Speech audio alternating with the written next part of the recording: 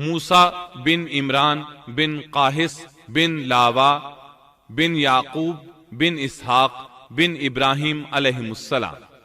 آپ کے اور یعقوب علیہ السلام کے درمیان زیادہ فاصلہ نہیں۔ موسیٰ علیہ السلام سانولے رنگ کے تھے، کافی تنومند اور لہیم شہیم تھے، قوت اور ہمت والے تھے، حتیٰ کہ بعض نے لکھا ہے کہ ان میں 10 آدمیوں کی طاقت موجود تھی۔ آپ کی زبان میں لکنت تھی۔ سورہ زخرف آیت 52 میں اللہ تعالی نے فرعون کی زبانی یہ بات نقل کی ہے، کیا میں بہتر نہیں ہوں بنسبت اس کے جو بے توقیر ہے اور صاف بول بھی نہیں سکتا۔ آپ کبھی کبھی بات کرتے ہوئے اٹک جاتے تھے، لیکن یہ بات نبی ہونے میں مانے نہیں۔ سورۃ القصص آیت 34 میں ہے، اور میرا بھائی ہارون مجھ سے بہت زیادہ فصیح زبان والا ہے۔ آپ کی گفتگو میں روانی نہیں تھی۔ یہی وجہ ہے کہ آپ نے ہارون علیہ السلام کے ذریعے اللہ تعالی سے مدد مانگی۔ اس کی تفصیل یوں ہے، بنو اسرائیل یعنی سیدنا یعقوب علیہ السلام کی اولاد نے سیدنا یوسف علیہ السلام کے زمانے میں فلسطین سے مصر کی جانب نقل مکانی کی، جیسا کہ ہم نے قصہ یوسف کے آخر میں ذکر کیا ہے، اور سورہ یوسف آیت 99 میں ہے۔ یوسف نے اپنے ماں باپ کو اپنے پاس جگہ دی، اسی طرح سورہ یوسف آیت 100 میں ہے، اور اس نے اپنے تخت پر اپنے ماں باپ کو اونچا بٹھایا اور سب اس کے سامنے سجدے میں گر گئے۔ سیدنا یعقوب علیہ السلام، ان کی بیوی اور ان کے صاحبزادے سب کے سب ہجرت کر کے یوسف علیہ السلام کے پاس مصر پہنچ گئے۔ یوسف علیہ السلام مصر کے حاکم تھے، پھر سب وہیں رہائش پذیر ہو گئے۔ مورخین نے لکھا ہے جب وہ مصر میں داخل ہوئے تھے تو ان کی تعداد 80 تھی، پھر ان کی تعداد بڑھتی چلی گئی اور یہ زیادہ ہوتے چلے گئے، یہاں تک کہ جب موسیٰ علیہ السلام انہیں لے کر مصر سے باہر نکلے تو ان کی تعداد قریباً 6 لاکھ کے قریب تھی، اور یہ سب یوسف علیہ السلام کے عہد کے بعد ہوا۔ یوسف علیہ السلام کے زمانے میں مصر کا بادشاہ فرعون تھا۔ فرعون ایک لقب ہے، جیسے قیصر، کسرا اور نجاشی لقب ہیں۔ ملک حبشہ کے ہر بادشاہ کو نجاشی کہتے ہیں۔ ملک روم اور قسطنطنیہ کے ہر فرمان روا کو قیصر کہتے ہیں۔ ملک فارس کے ہر بادشاہ کو کسرا کہا جاتا تھا۔ اسی طرح جو بھی ملک مصر کا بادشاہ بنتا تھا فرعون کہلاتا تھا، اور یہ سب اس زمانے کی باتیں ہیں۔ یوسف علیہ السلام کے زمانے میں اس فرعون کا نام ایان بن وعید تھا۔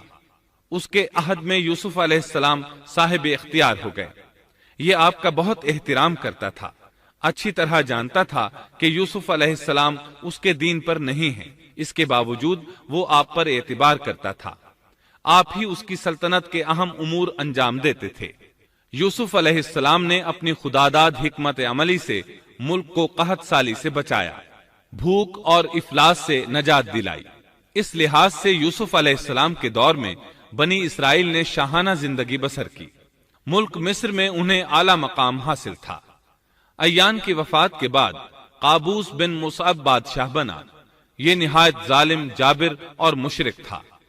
اس نے بنی اسرائیل پر مصیبتوں کے پہاڑ توڑے، لیکن ایسا یوسف علیہ السلام کی وفات کے بعد ہوا۔ پھر قابوس کی وفات کے بعد ایک اور فرعون مصر پر حکمران ہوا۔ یہ ولید بن مصعب تھا، یعنی قابوس کا بھائی تھا۔ اس ولید بن مصعب کی بیوی آسیہ بنت مزاحم تھی۔ ان کے متعلق نبی کریم صلی اللہ علیہ وسلم کا ارشاد گرامی ہے، مردوں میں تو بہت سے کامل ہوئے، لیکن عورتوں میں مریم بنت عمران اور فرعون کی بیوی آسیہ کے سوا اور کوئی کامل نہیں ہوا، اور بلا شبہ عائشہ رضی اللہ عنہا کی فضیلت تمام عورتوں پر ایسی ہے جیسے تمام کھانوں پر سرید کی فضیلت ہے۔ آسیہ ایک نیک، پاک باز اور مومنہ خاتون تھی۔ فرعون نے انہیں زبردستی غصب کر کے لانے کا ارادہ کیا، یعنی ان کے باپ سے چھین کر زبردستی اپنے پاس رکھنے کا ارادہ کیا۔ اس پر ان کے باپ نے کہا وہ ابھی کم عمر ہے۔ فرعون بولا نہیں، وہ کم عمر نہیں ہے، تو اس کا نکاح حق مہر کے عوض میرے ساتھ کر دے۔ اب آسیہ کا باپ ان کے پاس آیا اور فرعون کے ارادے سے انہیں باخبر کیا۔ انہوں نے کہا میں ایک کافر سے کس طرح شادی کر سکتی ہوں؟ اس پر فرعون نے پورے خاندان کو ہلاک کرنے کی دھمکی دی۔ آخر کار سیدہ آسیہ نے اپنے خاندان کو بچانے کے لیے اس سے نکاح کر لیا، لیکن اس سے حق مہر لینا پسند نہ کیا۔ اس طرح سیدہ آسیہ نے دل سے برا جانتے ہوئے فرعون کے ساتھ زندگی بسر کی۔ اس کے گھر پہنچ کر وہ اس جیسی کافرہ نہیں بنی بلکہ پکی مومنہ رہی۔ بہرحال یہ تھا ان کی شادی کا واقعہ۔ یہ فرعون یعنی ولید بن مصعب بہت جابر اور ظالم شخص تھا۔ ظلم و جبر کی ان آخری حدوں کو پہنچ گیا تھا جن تک شاید انسانوں میں سے کوئی بھی نہ پہنچا ہوگا، یہاں تک کہ اس نے رب ہونے کا دعویٰ کر دیا۔ وہ اللہ تعالیٰ کا انکار کرتے ہوئے کہا کرتا تھا۔ فرعون کہنے لگا، اے درباریو، میں تو اپنے سوا کسی کو تمہارا معبود نہیں جانتا۔ کہنے لگا، تم سب کا رب میں ہی ہوں۔ اس نے الوہیت اور ربوبیت دونوں میں اللہ تعالیٰ سے جھگڑا کیا۔ اللہ تعالیٰ سورۃ القصص آیت 4 میں فرماتے ہیں، یقیناً فرعون نے زمین میں سرکشی کر رکھی تھی اور وہاں کے لوگوں کو گروہ گروہ بنا رکھا تھا اور ان کے ایک فرقے کو کمزور کر رکھا تھا اور ان کے لڑکوں کو تو ذبح کر ڈالتا تھا اور ان کی لڑکیوں کو زندہ چھوڑ دیتا تھا۔ بلا شک و شبہ وہ تھا ہی فساد کرنے والوں میں سے۔ اس نے لوگوں کے گروہ اور جماعتیں بنا رکھی تھیں۔ فرعون کے زمانے میں بنی اسرائیل سب سے حقیر اور کم درجہ قوم تھی۔ فرعون نے انہیں حد درجے ذلیل اور بے عزت بنا رکھا تھا۔ سبھی کو معاشرے میں نچلے طبقے میں شمار کیا جاتا تھا، جبکہ مصر میں یہی لوگ شاہانہ زندگی گزارا کرتے تھے۔ فرعون نے اعلان کرا رکھا تھا کہ بنی اسرائیل سب کے سب غلام ہیں۔ وہ ان سے زر خرید غلاموں کی طرح مزدوری لیا کرتا تھا۔ ان کی عورتوں سے لونڈیوں باندیوں جیسا برتاؤ کیا جاتا تھا۔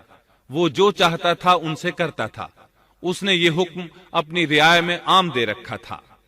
مصر کے باشندے اعلیٰ درجے کے لوگ سمجھے جاتے تھے، وہ قبطی کہلاتے تھے۔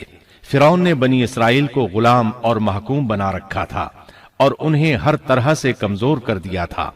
بنی اسرائیل اس ذلت سے نجات پانے کا انتظار کر رہے تھے، اور اس کی وجہ یہ تھی کہ انہیں ایک بشارت ملی ہوئی تھی۔ اس کے مطابق ان کا نظریہ تھا کہ فرعون کے گھر سے ایک بچہ نکلے گا جو انہیں نجات دلائے گا، اور یہ بھی بیان کیا جاتا ہے کہ یہ بشارت انہیں اس طرح ملی تھی کہ خود فرعون نے خواب دیکھا تھا کہ بیت المقدس سے آگ نکل کر مصر کی جانب بڑھتی چلی آ رہی ہے۔ وہ آگ مصر میں موجود تمام لوگوں کو جلائے ڈالتی ہے، مگر اس آگ سے بنی اسرائیل کے گھر محفوظ رہتے ہیں۔ فرعون نے اس خواب کی تعبیر کاہنوں سے پوچھی۔ وہ کاہن اس کے نزدیک عالم تھے۔ انہوں نے خواب کی تعبیر یہ بتائی کہ بنی اسرائیل میں ایک بچہ ایسا پیدا ہونے والا ہے جس کی وجہ سے مصریوں کی ہلاکت ہوگی۔ یہ تعبیر سن کر فرعون ڈر گیا۔ تب اس نے ایک خوفناک حکم جاری کیا، بنی اسرائیل میں جو بچہ پیدا ہو اسے قتل کر دیا جائے۔ اللہ کی قدرت دیکھیے کہ ہارون علیہ السلام اس سے پہلے پیدا ہو چکے تھے اور موسیٰ علیہ السلام کی والدہ امید سے تھیں۔ فرعون نے اپنا حکم یوں جاری کیا تھا کہ اگر ان کے ہاں بیٹے پیدا ہوں تو انہیں قتل کر دو، بیٹیاں پیدا ہوں تو انہیں زندہ چھوڑ دیا جائے۔ چنانچہ ایسا ہی کیا جانے لگا۔ ہر نو مولود بچے کو قتل کیا جانے لگا، بچیوں کو چھوڑ دیا جاتا۔ یہ تھا بچوں کو ذبح کرنے کا حکم جو بنی اسرائیل میں شروع ہوا۔ اس کا طریقہ انہوں نے یہ اختیار کیا کہ ہر حاملہ خاتون کی نگرانی شروع کر دی۔ دایا عورتوں کے ذمے یہ ڈیوٹی لگائی کہ حاملہ مستورات کی اطلاع دیں گی، اور جو دایا اطلاع نہ دیتی اسے بھی قتل کر دیا جاتا۔ اس طرح فرعون اور اس کے وزیروں کو ہر نو مولود سے باخبر رکھا جاتا تھا۔ ان دنوں سیدنا موسیٰ علیہ السلام کی والدہ اپنے حمل کے ابتدائی دنوں میں تھیں۔ انہوں نے اس بات کو چھپائے رکھا اور دایا کا کام کرنے والی عورتوں سے بھی خود کو چھپائے رکھا، یہاں تک کہ درد ذہ کا وقت آ پہنچا اور انہوں نے بچے کو جنم دیا۔ اس بارے میں سوائے قریبی لوگوں کے کوئی نہیں جانتا تھا۔ بچے کی پیدائش کے بعد وہ فکر مند رہنے لگیں۔ حمل کے دنوں میں تو انہوں نے خود کو چھپا لیا تھا، اب بچے کو کیسے چھپائیں؟ پھر بھی اپنی پوری کوشش کرتی رہیں، یہاں تک کہ ان کے پاس اللہ کا حکم آ گیا۔ یہ حکم اللہ نے ان کے دل میں ڈالا تھا، یعنی القاء کیا گیا تھا۔ یہ وہ وحی نہیں تھی جو پیغمبروں پر آتی ہے۔ سورۃ القصص آیت 7 میں ہے، اور ہم نے موسیٰ کی ماں کو وحی کی کہ اسے دودھ پلاتی رہ اور جب تجھے اس کی نسبت کوئی خوف معلوم ہو تو اسے دریا میں بہا دینا، اور کوئی ڈر، خوف یا رنج غم نہ کرنا، ہم یقیناً اسے تیری طرف لوٹانے والے ہیں اور اسے اپنے پیغمبروں میں بنانے والے ہیں۔ مطلب یہ تھا کہ جب تفتیش اور تحقیق شروع ہو یا خطرات بڑھ جائیں تو اسے دریا میں ڈال دیں۔ اس آیت مبارکہ میں بیک وقت دو خبریں، دو احکام، دو حکم امتناعی اور دو بشارتیں ہیں، یعنی ہم نے موسیٰ کی ماں کو وحی کی کہ اسے دودھ پلاتی رہے، یہ دو خبریں ہیں، اور جب تجھے خوف محسوس ہو تو اسے دریا میں بہا دے، یہ دو حکم ہیں، کوئی خوف نہ کھا اور کوئی غم نہ کر، یہ دو امتناعی حکم ہیں، ہم یقیناً اسے تیری طرف لوٹانے والے ہیں اور اسے اپنے پیغمبروں میں سے ایک پیغمبر بنانے والے ہیں، یہ دو بشارتیں ہیں۔ اور پھر واقعی تلاش شروع ہو گئی، بنی اسرائیل پر سختی کی گئی۔ موسیٰ علیہ السلام کی ماں نے اللہ کے حکم کے مطابق بچے کو صندوق میں رکھا اور دریا میں چھوڑ دیا۔ ساتھ ہی موسیٰ علیہ السلام کی بہن سے کہا، تو بھی اس کے پیچھے پیچھے چلتی جا۔ چنانچہ وہ دریائے نیل کی موجوں میں چلے اور ان کی بہن کنارے کنارے چلی، اپنے بھائی کی نگرانی کرتی جا رہی ہے کہ دریا میں ڈالنے کے بعد کیا بنتا ہے۔ اللہ تعالیٰ سورۃ القصص آیت 11 میں فرماتے ہیں، موسیٰ کی والدہ نے ان کی بہن سے کہا، تو اس کے پیچھے پیچھے جا